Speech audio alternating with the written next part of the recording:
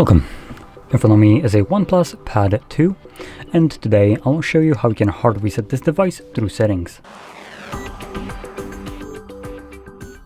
So to get started, you will want to open up your settings application, and from here scroll all the way down to System and Update. Next, somewhere here we should have, there we go, Backup and Reset option, and then you want to select Reset Device. At the bottom here you have Erase All Data, Reset to Factory Settings. I'm going to click on that, and once you do, if you have some kind of screen lock, you do need to confirm it, which I have a pattern. Once confirmed, it pops up with a notification, permanently clear all data. Your device will be reset to factory settings. We're going to select Erase Data, and then get another confirmation, clear all data permanently. All data will be cleared permanently. This operation cannot be undone.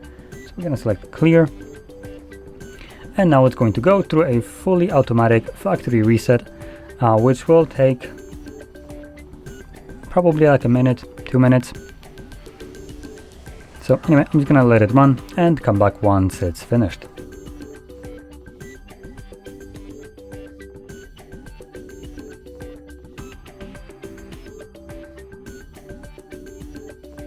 And as you can see, the process is now finished, and you can set up your device however you like.